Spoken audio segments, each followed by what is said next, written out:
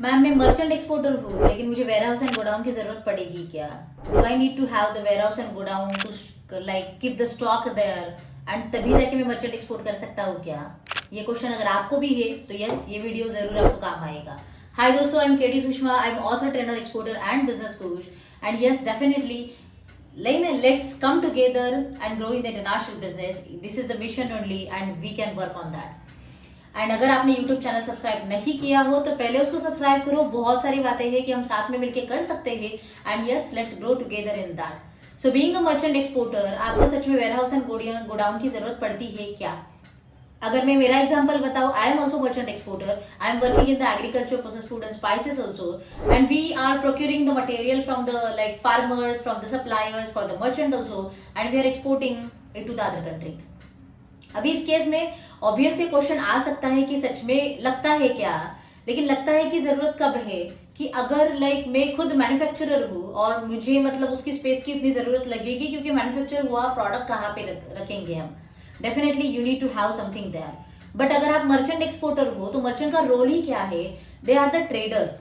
Market में वो जहाँ पे वो प्रोडक्ट बनता है, मतलब मैन्युफैक्चर किया जाता है, ग्रो किया जाता है, या फिर जो भी कुछ हो, आप वहां पे जाके वो प्रोक्यूर करते हो एंड फिर वो प्रोसेस करके हो, या फिर वो पैकेजिंग के जो भी कुछ आपकी मतलब जो भी कुछ प्रोसीजरल फॉर्मेलिटीज है वो सब करके आप एक्सपोर्ट के लिए लेके जाते हो। So you are just following the procedural part in that. लेकिन इसकी ये जरूरत नहीं होती कि अगर मुझे ओनियन एक्सपोर्ट करना है तो ओनियन का वहां पे किसी मतलब वहां पे मेरा वेयर हाउस होना चाहिए, तभी जाके मैं ओनियन एक्सपोर्ट कर पाऊंगा। Not necessary. वाई?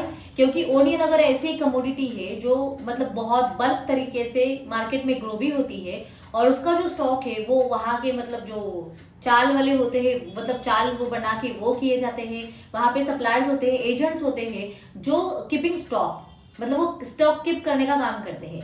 आपको अगर एक कंटेनर की रिक्वायरमेंट है तो वहां पे जाके आप एक कंटेनर का माल ग्रेडिंग सॉर्टिंग करके उठा सकते हो और आप भेज सकते हो। सिर्फ आपको वहां पे आपका ट्रेलर लेके जाना पड़ेगा, या फिर आप ट्रक लोड कर सकते हो, या फिर कंटेनर लोड भी कर सकते हो।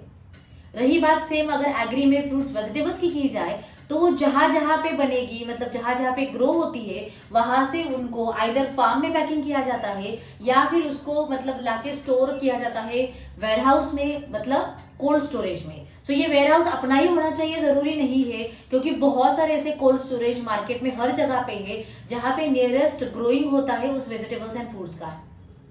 So you need not to be worry about that, you can keep your material in that cold storage. वो 4 दिन के रेंट पे आपको मिलता है, 5 दिन के मिलता है, महीने के भी रेंट पे मिलता है। As per the requirement of your like procurement cycle, you can keep the material there only and you can like do the export shipment from there only. रही बात apart from the like agri foods, अगर छोड़ दो handicraft की बातें करें, handicraft में भी जो भी मैन्युफैक्चरर्स है या फिर जो भी वर्कर्स है, जो क्राफ्ट्समैन है, आर्ट्समैन है, वो खुद अपना प्रोडक्ट बना रहे हैं। अगर आपको शुरुआत में कुछ पीसेस की जरूरत है, you can pack there only and वहां से आप एक्सपोर्ट के लिए लेके जा सकते हो।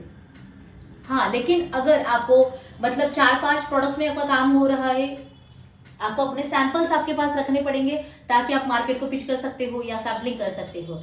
अगर आपको लगता है कि उसकी फ्रिक्वेंटली ऑर्डर्स हो रही है और हो सकता है कि वहां से वो सारा प्रोक्यूर करके मतलब हर बार भेजते रहना, that is the cost effective, मतलब कॉस्ट कंज्यूमिंग भी ज्यादा है, टाइम कंज्यूमिंग भी ज्यादा है, और फिजिबल सोल्यूशन नहीं हो सकता। इन that case you can keep the small amount of like quantity with you at your place only. But it is not depend like आपको बड़ा वेयर हाउस ही लेना चाहिए और गोडाउन ही लेना चाहिए। So it depends on the material, but as a merchant trader, it is not required as such. और जैसे हमने इतने सारे ट्रेड्स की बातें की, वो जो भी है जहाँ पे मैन्युफैक्चरर है, जहाँ पे ग्रोअर है, उनके पास ही होता है and you can like procure from them and you can directly export. So वहां से वो प्रोक्यूर करके डायरेक्टली पोर्ट पे जाएगा, वहां पे उसकी सारी प्रोसीजर, वो कस्टम क्लियरेंस वगैरह वो सब वहां पे होगा और वहां से एक्सपोर्ट किया जाएगा। यस, जब भी आप ग्रो होगे, जब भी आप बड़े होगे बिजनेस में, बहुत सारी मतलब आपकी बातें चल रही है, कंटेनर जा रहे हैं, मार्केट डेवलप हो रहा है, in that case you can think on that solution to like minimize the cost, minimize the handling and minimize the all the things. But to the start, not required. You don't go there. Think on that, how you can start your export business and how you can grow your export business instead of thinking all that things. And definitely, you can crack the game. You can start your export journey. And yes, the potential is there. Like market में benefit भी उतने हैं and the profit is also there. So just take action.